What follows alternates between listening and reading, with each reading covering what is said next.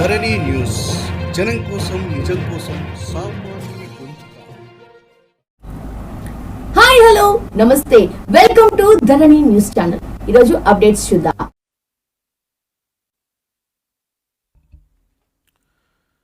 అందరికీ నమస్కారం. నిన్న అధికార పార్టీ వైఎస్ఆర్ కాంగ్రెస్ పార్టీకి చెందినటువంటి వాళ్ళ సొంత అవినీతి పత్రిక సాక్షిలో మెయిన్ హెడ్లైన్గా వాళ్ళు ప్రచురించినటువంటి ఆర్టికల్ ఏంటయా అంటే, దిగ్గజ కంపెనీలను ఆకర్షించేలా రాష్ట్రంలో పారిశ్రామిక అభివృద్ధికి ప్రభుత్వం కృషి. పెట్టుబడుల లిస్టులో లిస్టెడ్ కంపెనీలు 96,400 కోట్లు వెచ్చించిన 4 ప్రభుత్వ రంగ సంస్థలు.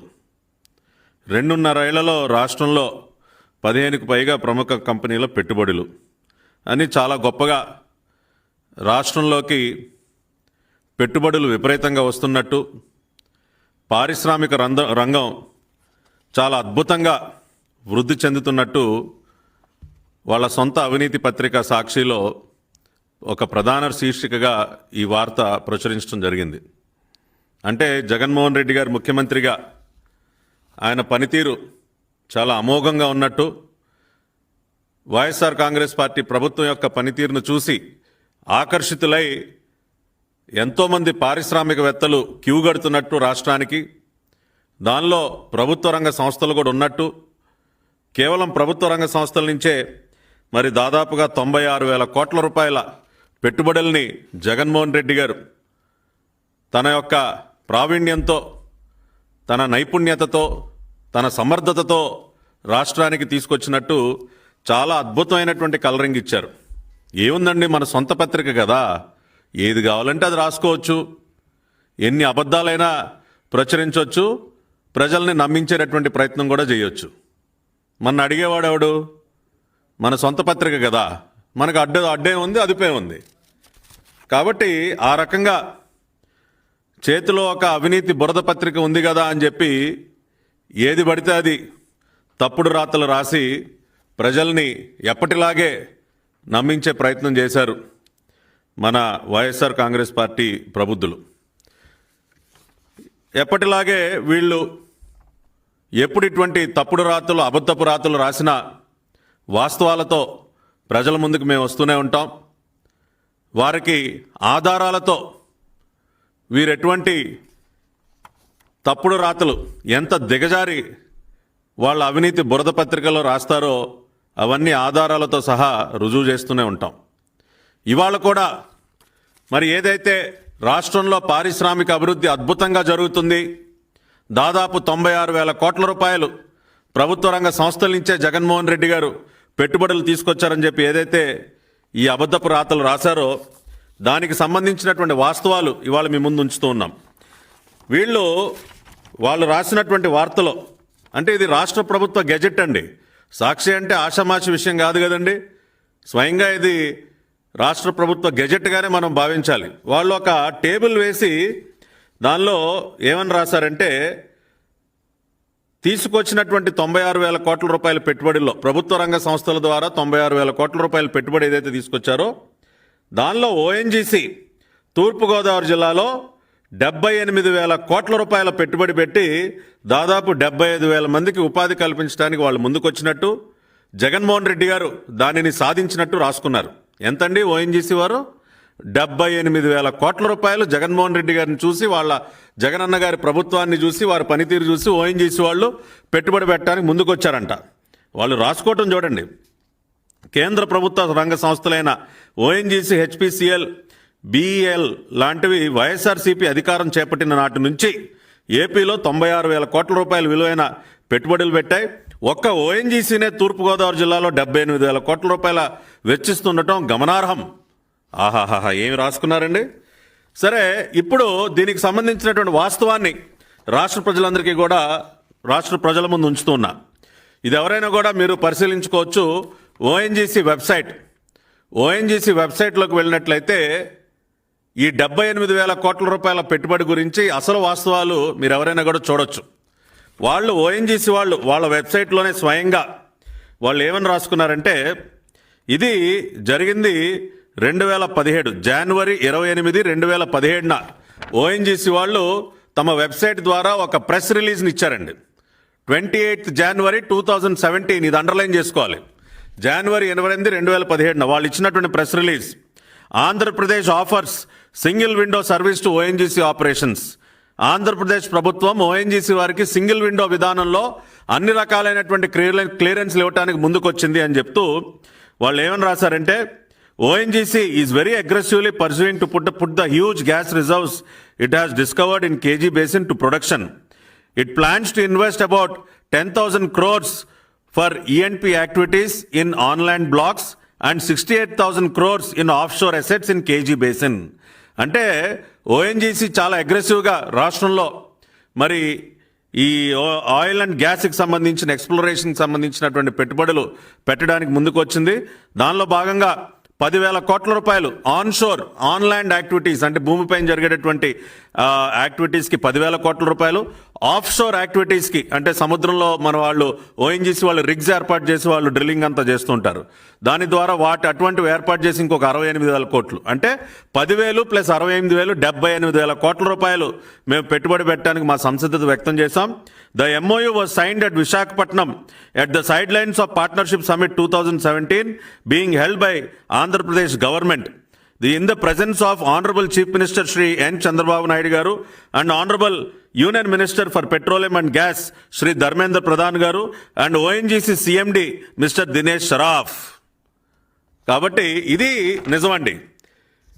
ఈ అవినీతి పత్రిక రాసినటువంటి అబద్ధం ఏ విధంగా ఉందో ఇప్పుడు మీరు తెలుసుకోండి.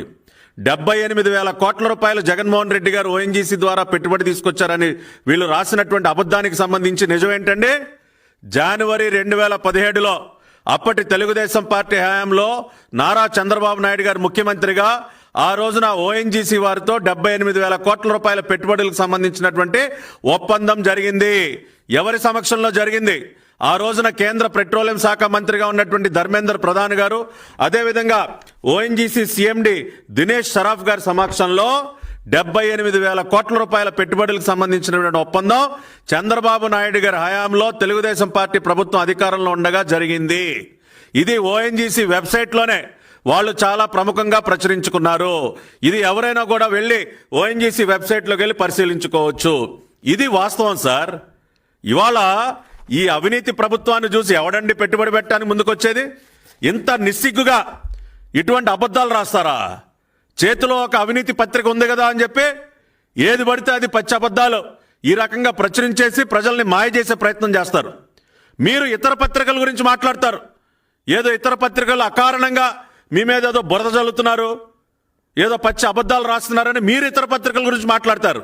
ఈనాడు గురించి, ఆంధ్రజ్యోతి గురించి మీ ఇష్టానుసారం, లేదంటే ఛానల్స్ TV5 గురించి, ABN లేకపోతే మహానీస్ ఇటువంటి ఛానల్స్ గురించి మీరు మాట్లాడతారు. మీరు చేసేవేమో ఈ రకంగా ఇంత నిస్సిగ్గుగా మీకు కనీసం సిగ్గు అనిపించట్లేదా? గత ప్రభుత్వ హయాంలో చంద్రబాబు నాయుడు గారు తీసుకొచ్చినటువంటి 78,000 కోట్ల రూపాయల పెట్టుబడిని మీ జగనన్న గారు సాధించారా?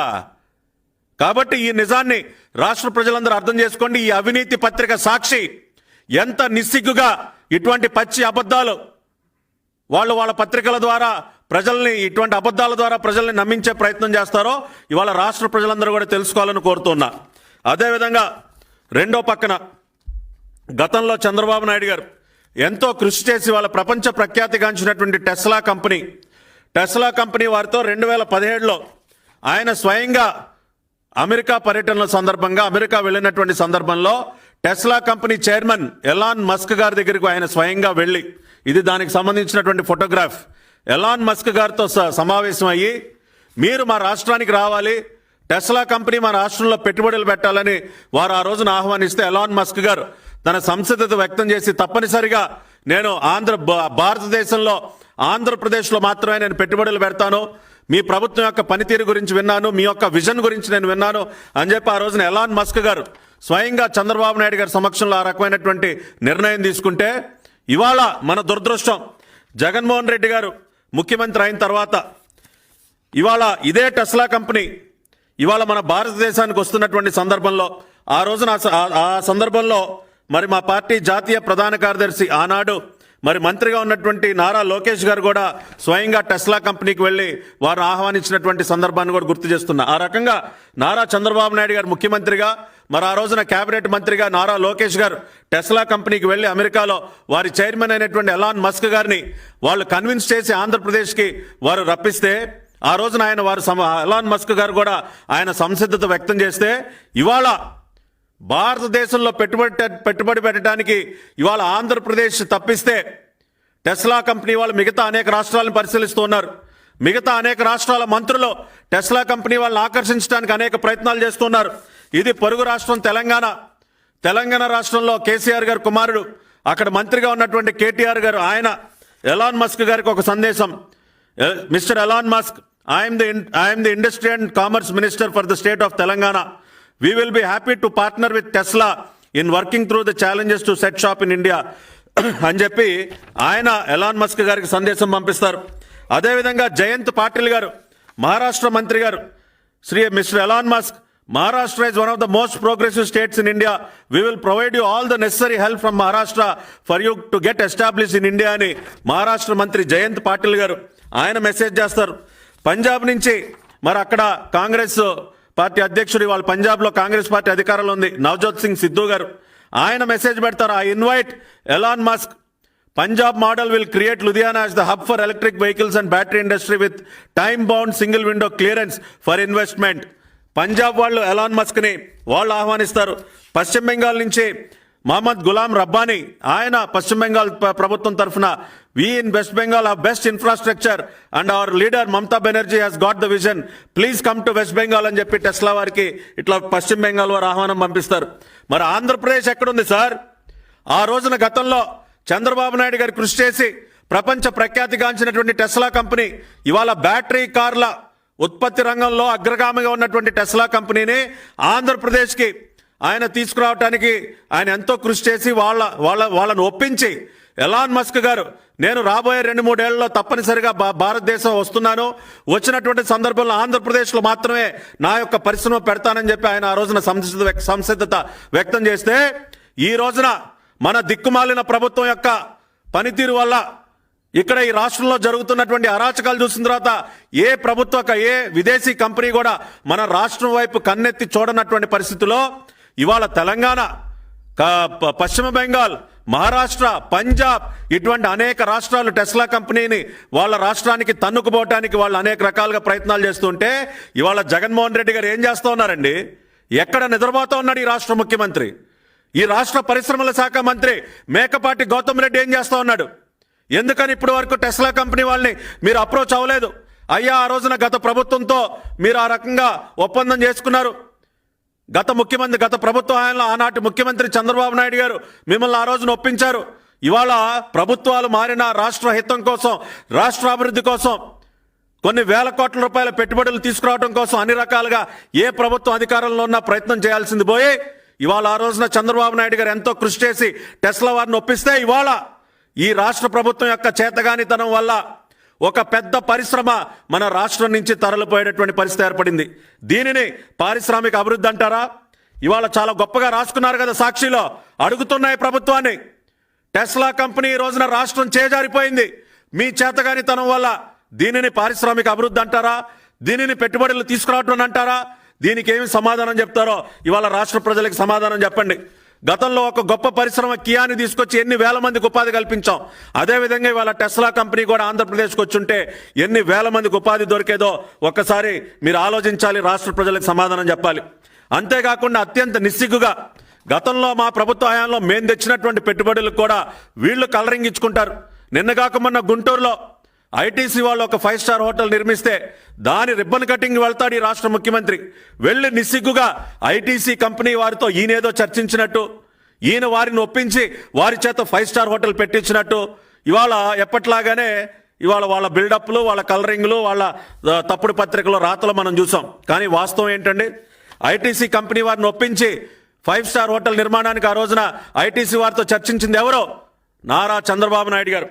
ఇది ఏప్రిల్ 30, 2016 ఆ రోజున అదే ఐటీసీ హోటల్కి నారా చంద్రబాబు నాయుడు గారు శంకుస్థాపన చేశారు గుంటూరులో. ఐటీసీ వారిని ఒప్పించి ఆ 5 స్టార్ హోటల్ నిర్మాణానికి శంకుస్థాపన చేసింది ఎవరో? నారా చంద్రబాబు నాయుడు గారు తెలుగుదేశం పార్టీ హయాంలో ఏప్రిల్ 29, 2016న ఆ కార్యక్రమం జరిగింది. ఆ రకంగా మేము ఆ రోజున కృషి చేసి ఒక 5 స్టార్ హోటల్ని కొన్ని 100 కోట్ల పెట్టుబడిని వాళ్ళ గుంటూరు నగరానికి తీసుకొస్తే ఇవాళ నిస్సిగ్గుగా మీరు వెళ్ళి రిబ్బన్ కటింగులు చేసి మేమేదో తీసుకొచ్చామని చెప్పి మీరు ఇవాళ అబద్ధపు ప్రచారం చేసుకోవడానికి కనీసం మీకు బుద్ధి జ్ఞానం ఉండాలని చెప్పి ఈ రోజున వైసీపీ నాయకుల్ని నేను అడుగుతున్నా. అదేవిధంగా మీరు చూసినట్లయితే ఇవాళ విదేశీ పెట్టుబడులు, అంతేకాకుండా ఇంకొక విచిత్రమైన పరిస్థితి, మొన్నే కేంద్ర మంత్రి పీయూష్ గోయల్ గారు పార్లమెంట్లో ఇంకొక విషయాన్ని ప్రస్తావించారు. కర్నూలు జిల్లాలో ఒర్వకల్లులో ఒక పారిశ్రామిక జోన్, అంటే హైదరాబాద్ బెంగళూరు ఇండస్ట్రియల్ కారిడార్లో భాగంగా కర్నూలు జిల్లాలో ఒక ఇండస్ట్రియల్ పార్క్ నెలకొల్పడానికి, ఒర్వకల్లులో ఒక ఇండస్ట్రియల్ పార్క్ నెలకొల్పడానికి 10,000 ఎకరాలు కేంద్ర ప్రభుత్వం కోరితే గత ప్రభుత్వం చంద్రబాబు నాయుడు గారు అన్ని రకాలుగా కృషి చేసి ఆ 10,000 ఎకరాలన్నింటినీ కూడా వాళ్ళు సిద్ధం చేస్తే ఇవాళ అధికారంలోకి వచ్చినటువంటి జగన్మోహన్ రెడ్డి సర్కార్ మేము 10,000 ఎకరాలు ఇవ్వం, మీకు మేము సగమే ఇస్తామని చెప్పి చెప్పటాన్ని స్వయంగా కేంద్ర మంత్రి పీయూష్ గోయల్ గారు పార్లమెంట్లో తప్పుపట్టారు. ఆయన ఏమన్నారు? ఏపీలో చిత్రమైన పరిస్థితి, 10,000 ఎకరాలతో ఉద్దేశించిన ఒరవకల్లు నోట్ భూమిని 2గా విభజిస్తూ అందులో సగమే ఇస్తానంటున్నది ఆంధ్రప్రదేశ్ సర్కార్ అని చెప్పి కేంద్ర వాణిజ్య శాఖ మంత్రి పీయూష్ గోయల్ గారు మాట్లాడారు. దీనికి ఏం సమాధానం చెప్తారండి? అంటే మీకు పారిశ్రామిక అభివృద్ధి జరగటం ఇష్టం లేదా? మీరు ఎందుకని 10,000 ఎకరాల్లో సగం భూమి మాత్రమే ఇస్తానని చెప్పి కేంద్ర ప్రభుత్వానికి ఎందుకు చెప్పారు? ఆ రకంగా ఎంత నష్టం చేస్తా ఉన్నారు ఈ రాష్ట్రానికి? దీనికి సమాధానం చెప్పాలి. ఆయన చాలా స్పష్టంగా ఏం చెప్పారు?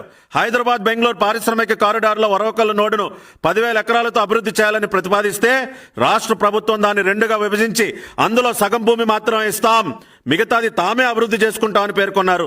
శుక్రవారం రాజ్యసభ ప్రశ్నోత్తరాల సమయంలో ఆంధ్రప్రదేశ్లో తలపెట్టిన పారిశ్రామిక కారిడార్లలో పారిశ్రామిక నగరాల ఏర్పాటుకు పరిస్థితి ఎంతవరకు వచ్చిందని బీజేపీ ఎంపీ జీవీఎల్ నరసింహారావు, అదేవిధంగా తెలుగుదేశం పార్టీ ఎంపీ కనకమేడల రవీంద్ర కుమార్ అడిగిన ప్రశ్నలకు ఆయన సమాధానం ఇచ్చారు. ఇక్కడ చాలా విచిత్రమైన పరిస్థితులు నెలకొన్నాయని చెప్పి పీయూష్ గోయల్ గారు పార్లమెంట్లో మాట్లాడినటువంటి మాటలు. సగం భూమి మీకు దేనికి కావాలండి? అంటే మీరు రియల్ ఎస్టేట్ వ్యాపారం చేసుకోవడానికా? ఉన్న 10,000 ఎకరాల్లో 5,000 ఎకరాలు మాత్రమే కేంద్రానికి ఇచ్చి మిగతా 5,000 మీరు రియల్ ఎస్టేట్ చేసుకోవడానికా మీకు? అంటే కేంద్రానికి ఇచ్చినటువంటి 5,000 ఎకరాల్లో రేపు ఏమన్నా పరిశ్రమలు వస్తే వాటిని చూపించి ఇక్కడ భూమి విలువ పెంచుకుని ఆ మిగతా భూమిలో మీరు రియల్ ఎస్టేట్ వ్యాపారం చేసుకోవడానికి సగం మాత్రమే ఇస్తామని చెప్పి కేంద్ర ప్రభుత్వానికి చెప్తారా? మీరు పారిశ్రామిక అభివృద్ధి గురించి మీరు మాట్లాడతారా? దీనికి సమాధానం చెప్పండి. ఎందుకు మీరు 10,000 ఎకరాల మొత్తం భూమిని కేంద్రానికి ఇవ్వమని చెప్పి మీరు ఎందుకు చెప్పారు? కేంద్ర మంత్రి పీయూష్ గోయల్ గారు ఈ రకంగా ఎందుకు మాట్లాడారు పార్లమెంట్లో? దీనికి సమాధానం చెప్పండి. మీ రియల్ ఎస్టేట్ వ్యాపారం కోసం పారిశ్రామిక అభివృద్ధిని అడ్డుకుంటున్న మాట వాస్తవం కాదా? దానికి ఇది ఉదాహరణ కాదా?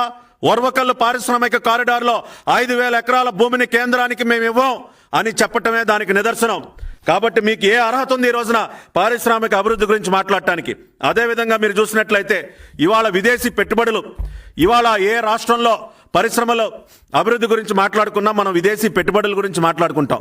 ఇవాళ మన రాష్ట్రం యొక్క దయనీయ పరిస్థితి ఏంటంటే ఇవాళ ఈ ఫిగర్స్, ఈ డేటా అంతా కూడా మీరు department of promotion of industry and internal trade DPIIT వారి వెబ్సైట్లో మీరు చూడొచ్చు. ఎవరైనా వెళ్ళి చెక్ చేయండి. ప్రతి సంవత్సరం కూడా ఏ రాష్ట్రానికి ఎంతెంత విదేశీ పెట్టుబడులు వచ్చాయో వాళ్ళ పూర్తి సమాచారాన్ని వాళ్ళ వెబ్సైట్లో పెడతారు. దానిలో మనం చూసినట్లయితే గత ప్రభుత్వం తెలుగుదేశం పార్టీ హయాంలో 2014 నుంచి 2019 వరకు 2014-15లో 8,326 కోట్ల రూపాయలు విదేశీ పెట్టుబడులు వచ్చాయి. అదేవిధంగా 2015-16లో 10,315 కోట్లు, 2016-17లో 14,767 కోట్లు, 2017-18లో 8,037 కోట్లు, అదేవిధంగా 2018-19లో అత్యధికంగా 23,882 కోట్ల రూపాయలు. మొత్తంగా 5 సంవత్సరాల కాలంలో తెలుగుదేశం పార్టీ హయాంలో 65,327 కోట్ల రూపాయలు విదేశీ పెట్టుబడులు వస్తే ఇవాళ ఈ పనికి మాలిన ప్రభుత్వం జగన్మోహన్ రెడ్డి గారి అసమర్థ ప్రభుత్వ హయాంలో ఎంత వచ్చాయండి పెట్టుబడులు? అక్టోబర్ 2019 నుంచి సెప్టెంబర్ 2021 వరకు, అంటే దాదాపు 2 సంవత్సరాల కాలంలో మన రాష్ట్రానికి వచ్చినటువంటి పెట్టుబడులు కేవలం 2,740 కోట్లు. అంటే యావరేజ్న సంవత్సరానికి 1,370 కోట్లు. గత తెలుగుదేశం పార్టీ హయాంలో 2014-19 మధ్య మొత్తంగా 65,327 కోట్లు, అంటే యావరేజ్న ప్రతి సంవత్సరం 13,065 కోట్ల రూపాయలు విదేశీ పెట్టుబడులు వస్తే ఇవాళ జగన్మోహన్ రెడ్డి గారి ప్రభుత్వ హయాంలో ఎంతండి యావరేజ్న సంవత్సరానికి వచ్చింది 1370. అంటే మేము తీసుకొచ్చినటువంటి విదేశీ పెట్టుబడుల్లో 10%, అంటే 90% ఇవాళ విదేశీ పెట్టుబడులు తగ్గిన మాట వాస్తవం కాదా? ఇవాళ దేశంలో మన ఒక్క రాష్ట్రానికి ఎటువంటి పరిస్థితి, వీళ్ళేదో చెప్తారు కోవిడ్ ఉంది ఎక్కడ వస్తున్నాయి పెట్టుబడులని, కానీ మిగతా రాష్ట్రాలు మీరు చూసినట్లయితే గత 2 సంవత్సరాల కాలంలో మహారాష్ట్రకి 2,22,000 కోట్ల రూపాయల పెట్టుబడులు వచ్చాయి, గుజరాత్కి 1,92,000 కోట్ల రూపాయలు, కర్ణాటకకి 1,90,000 కోట్లు, ఢిల్లీ 1,06,000 కోట్లు, పొరుగునున్నటువంటి తెలంగాణకి 20,988 కోట్లు. కానీ సిగ్గుచేటు మన ఆంధ్రప్రదేశ్కి కేవలం 2,740 కోట్లు మాత్రమే. మిగతా రాష్ట్రాలు, అనేక రాష్ట్రాల్లో బ్రహ్మాండంగా లక్షల వేల కోట్ల రూపాయలు పెట్టుబడులు వస్తే ఇవాళ నిస్సిగ్గుగా మన రాష్ట్రానికి, మొత్తం భారతదేశానికి గత 2 సంవత్సరాల కాలంలో వచ్చినటువంటి పెట్టుబడిలో మన రాష్ట్రానికి వచ్చింది 0.3%. తల తీసుకెళ్ళి ఎక్కడ పెట్టుకుంటారా మీరు? మీరు పారిశ్రామిక అభివృద్ధి గురించి మాట్లాడతారా? మీరు చేతిలో పత్రిక ఉంది కదా అని చెప్పి ఇటువంటి దిక్కుమాలిన రాతలని రాస్తారా? 0.3% ఇవాళ మీ ప్రభుత్వం సాధించింది. గత తెలుగుదేశం పార్టీ హయాంలో 65,000 కోట్ల రూపాయలు విదేశీ పెట్టుబడులు తీసుకొస్తే, యావరేజ్న సంవత్సరానికి 13,000 కోట్ల రూపాయలు తీసుకొస్తే, ఇవాళ మీరు తీసుకొచ్చింది కేవలం 2,740 కోట్లు. అంతేకాకుండా ఈ ఆర్థిక సంవత్సరంలో మార్చి నుంచి సెప్టెంబర్ వరకు వచ్చినటువంటి డేటాలో మీరు చూసినట్లయితే మన ఆంధ్ర రాష్ట్రానికి వచ్చినటువంటి విదేశీ పెట్టుబడులు కేవలం 626. అది భారతదేశం మొత్తంగా మనం చూస్తే 0.27%. ఈ ఆర్థిక సంవత్సరంలో సెప్టెంబర్ వరకు మన దేశానికి 2,29,929 కోట్ల రూపాయలు విదేశీ పెట్టుబడులు వస్తే 2,29,000 కోట్లు దేశం మొత్తం వస్తే మన రాష్ట్రానికి ఎంత వచ్చాయండి? 626. దీనిని మీరు సాధించినటువంటి ప్రగతిగా మీరు చెప్పుకుంటారా? మిగతా రాష్ట్రాల పరిస్థితి చూద్దాం. పొరుగునున్నటువంటి కర్ణాటక 1,02,869 కోట్లు, కర్ణాటకకి 1,02,000 కోట్ల రూపాయలు విదేశీ పెట్టుబడులు వచ్చాయి ఈ ఆర్థిక సంవత్సరంలో. కానీ మీ దిక్కుమాలిన ప్రభుత్వం ఎంత సాధించిందండి? 626 కోట్ల. ఎక్కడ 1,02,000 కోట్లు కర్ణాటక, ఎక్కడ 626 కోట్ల ఆంధ్ర? సిగ్గుపడండి, షేమ్ ఆన్ యూ. అదేవిధంగా పొరుగునున్నటువంటి తమిళనాడు 8,369 కోట్లు, తెలంగాణ 7,506 కోట్లు, మన రాష్ట్రం 626. కాబట్టి ఇవాళ కోవిడ్ సాకు చెప్పి మీరేం తప్పించుకోవడానికి లేదు. ఇవాళ పొరుగునున్నటువంటి అనేక రాష్ట్రాలు, దేశంలో ఉన్నటువంటి అనేక రాష్ట్రాలు లక్షల వేల కోట్ల రూపాయల విదేశీ పెట్టుబడులు సంపాదించుకుంటూ ఉన్నాయి. అనేక పరిశ్రమలు, విదేశీ కంపెనీలు వాళ్ళ రాష్ట్రంలో పెట్టుబడులు పెడుతూ ఉన్నాయి. కానీ ఇవాళ మీ ప్రభుత్వం యొక్క పనితీరు వల్ల, మీ ప్రభుత్వం యొక్క వైఫల్యాల వల్ల, మీ ప్రభుత్వం ఆధ్వర్యంలో జరుగుతున్నటువంటి అవినీతి వల్ల భయపడి ఇవాళ ఎవరు కూడా రాష్ట్రానికి రావట్లేదు అనటానికి ఈ విదేశీ పెట్టుబడుల డేటా ఏదైతే ఉందో కేంద్ర ప్రభుత్వ సంస్థ data, department of promotion of industry and internal trade వారి డేటా ఆధారంగానే తేటతెల్లం అవుతుంది. ఇవాళ అనేక రాష్ట్రాలతో పోల్చుకుంటే మన రాష్ట్రం అట్టడుగు స్థాయిలో ఉంది. దేశానికి వచ్చినటువంటి విదేశీ పెట్టుబడుల్లో మన రాష్ట్రానికి వస్తున్నది కేవలం 0.27%. Shame on you mister Jagan Reddy. మీరు పారిశ్రామిక అభివృద్ధి గురించి, పెట్టుబడుల గురించి మీరు మాట్లాడతారు. ఇక చివరగా మనం ఇంకొక ఆర్టీఐ ద్వారా ఇంకా కొంత సమాచారాన్ని కూడా మేము తెప్పించడం జరిగింది.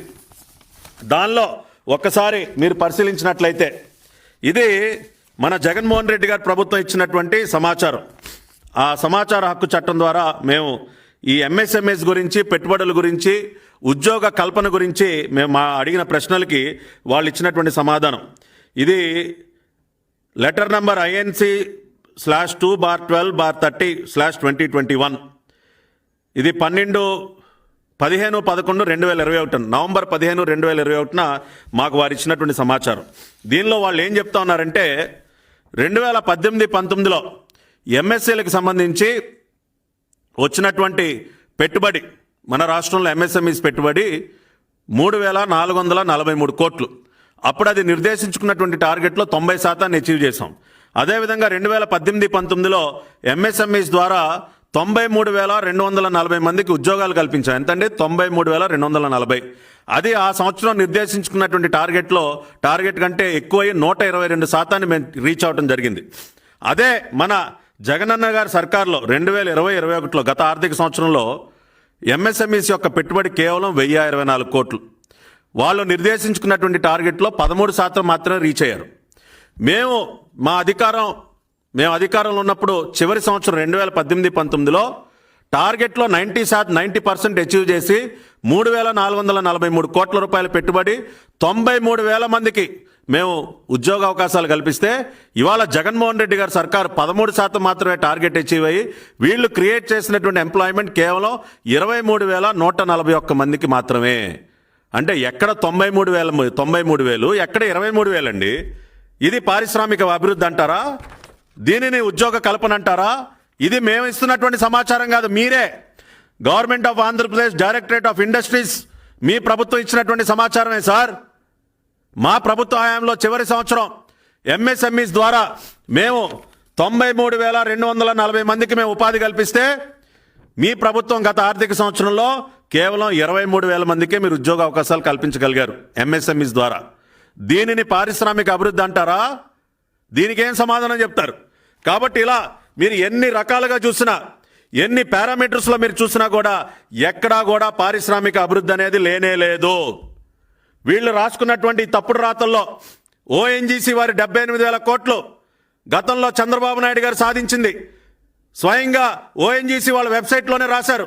ధర్మేంద్ర ప్రధాన్ గారు చంద్రబాబు నాయుడు గారు చేసుకున్నటువంటి ఒప్పందం ద్వారా 78,000 కోట్ల రూపాయలు పెట్టుబడి పెట్టడానికి ఓఎన్జీసీ ముందుకొస్తే 2016లో నిస్సిగ్గుగా మేము తీసుకొచ్చామని చెప్పి తప్పుడు రాతలు రాసుకున్నారు. అదేవిధంగా ఐటీసీ హోటల్కి సంబంధించి మరి చంద్రబాబు నాయుడు గారు ఆ రోజున ఐటీసీ వారితో మాట్లాడి వారిని ఒప్పించి ఒప్పందం చేసుకుని శంకుస్థాపన చేస్తే ఐటీసీకి దాన్నేదో వీళ్ళు తీసుకొచ్చినట్టు వీళ్ళు మాట్లాడతారు. ఆ రకంగా ప్రతి ఒక్క అంశం అది ఓఎన్జీసీ చూసినా, అదేవిధంగా ఐటీసీ చూసినా, ఓఎన్జీసీ వచ్చి జనవరి 2017లో 78,000 కోట్లకు మేము ఒప్పందం చేసుకున్నాం. ఐటీసీ వారితో మరి 29 ఏప్రిల్ 2016న మరి ఐటీసీ హోటల్కి మేము శంకుస్థాపన చేస్తే మేము చేశామని చెప్తారు. అదేవిధంగా కేంద్ర మంత్రి స్వయంగా మేము 10,000 ఎకరాల భూమి ఒర్వకల్లు దగ్గర మరి పారిశ్రామిక అభివృద్ధికి ఇండస్ట్రియల్ పార్క్ అడిగితే మేము సగం మాత్రమే ఇస్తాం, సగం ఇవ్వమని చెప్పినటువంటి మాటను మాట్లాడుతూ ఇదొక విచిత్రమైన పరిస్థితి, దేశంలో ఎక్కడా లేదు. ఆంధ్రప్రదేశ్ ప్రభుత్వం ఈ రకంగా మాట్లాడింది, ఈ రకంగా పారిశ్రామిక అభివృద్ధికి ఆటంకాలు కలిగిస్తుందని చెప్పి స్వయంగా పీయూష్ గోయల్ గారు మాట్లాడినటువంటి మాటలు మరి వీటి పరిస్థితి ఎలా ఉన్నాయి? అదేవిధంగా విదేశీ పెట్టుబడుల పరిస్థితి పరంగా చూస్తే ఇవాళ అత్యంత హీనంగా కేవలం 0.27% మాత్రమే దేశంలోనే అతి తక్కువగా మరి మిగతా అనేక రాష్ట్రాలు లక్షల వేల కోట్ల రూపాయలు విదేశీ పెట్టుబడులు సంపాదిస్తుంటే ఇక్కడేమో అత్యంత తక్కువగా 0.27% మాత్రమే విదేశీ పెట్టుబడులు తీసుకురావడం కానివ్వండి. అదేవిధంగా ఎంఎస్సీస్ పరంగా చూసినా కూడా వాళ్ళు ఇచ్చినటువంటి సమాచార హక్కు చట్టం ద్వారానే మనం చూస్తూ ఉన్నాం. ఉద్యోగ కల్పనలో కూడా ఎంత వెనకబడిపోయి ఉందో. 2018-19లో ఎంఎస్ఎంఈస్ ద్వారా 93,000 మందికి మేము ఉద్యోగాలు కల్పిస్తే జగన్మోహన్ రెడ్డి ప్రభుత్వం కేవలం 23,000 మందికే గత ఆర్థిక సంవత్సరంలో ఉద్యోగాలు కల్పించినటువంటి విషయాన్ని, ఇవన్నీ కూడా ఇన్ని వాస్తవాలు ఈ రకంగా ఉంటే మేమేదో బ్రహ్మాండంగా పరిశ్రమలు ఏర్పాటు చేస్తున్నాం, పారిశ్రామిక అభివృద్ధికి మేము ఎంతో కష్టపడుతున్నాం అని చెప్పి ఈ రకంగా తప్పుడు రాతలు రాయటం అనేది నిజంగా చాలా దురదృష్టకరం. కాబట్టి ఈ వాస్తవాలన్నీ కూడా రాష్ట్ర ప్రజలు తెలుసుకోవాలి. అదేవిధంగా ఈ రాష్ట్ర ముఖ్యమంత్రి గారికి కూడా చెప్తున్నా, అయ్యా జగన్ రెడ్డి గారు, మీరు క్యాజినోల పైన మీ దృష్టి కొంచెం తగ్గించి కంపెనీల పైన పెట్టండి సార్. మీరు దృష్టి పెట్టాల్సింది క్యాజినోల మీద కాదు, కంపెనీల మీద దృష్టి పెడితే పెట్టుబడులు వస్తాయి, ఎంతో కొంతమందికి ఉపాధి దొరుకుతుంది. అంతేగాని పొద్దున్న లేచిన దగ్గర నుంచి అక్రమ వ్యాపారం పెడదామా, ఎవరితో జోదం ఆడిద్దామా, ఎవరితో ఎంత లిక్కర్ తాగిద్దామా, ఇదే కదా మీ దృష్టి అంతా. కాబట్టి క్యాజినోల ఏర్పాటు పైన, ఈ క్యాజినో వ్యాపారం మీద కొద్దిగా దృష్టి తగ్గించి కంపెనీల మీద పెట్టండి. ఎన్నో ప్రపంచ ప్రఖ్యాతి కంపెనీలు, టెస్లా లాంటి కంపెనీలు వాళ్ళ రాష్ట్రాన్ని వదిలేసి కాదనుకుని వెళ్ళిపోతూ ఉన్నాయి. ఎంతో నష్టం జరుగుతుంది రాష్ట్రానికి. కాబట్టి వాటి మీద దృష్టి పెట్టాలని కోరుకుంటూ ఇటువంటి తప్పుడు రాతలు, అబద్ధపు రాతలు రాసి ప్రజల్ని తప్పుదోవ పట్టించే ప్రయత్నాలు ఎక్కడైనా మానుకోండి. లేదంటే ఇదే విధంగా మరి ఈ వాస్తవాలతో మేము ప్రజల ముందుకు వచ్చి మీ ప్రభుత్వం యొక్క వైఫల్యాలను ఎండగడుతూనే ఉంటామని చెప్పి ఈ రాష్ట్ర ప్రభుత్వాన్ని హెచ్చరిస్తూ సెలవు తీసుకుంటూ ఉన్నాను. నమస్కారం. మరిన్ని ఇంట్రెస్టింగ్ న్యూస్ కోసం చూస్తూనే ఉండండి ధరణి TV. Thanks for watching this video. Please like, share and subscribe to Dharani TV.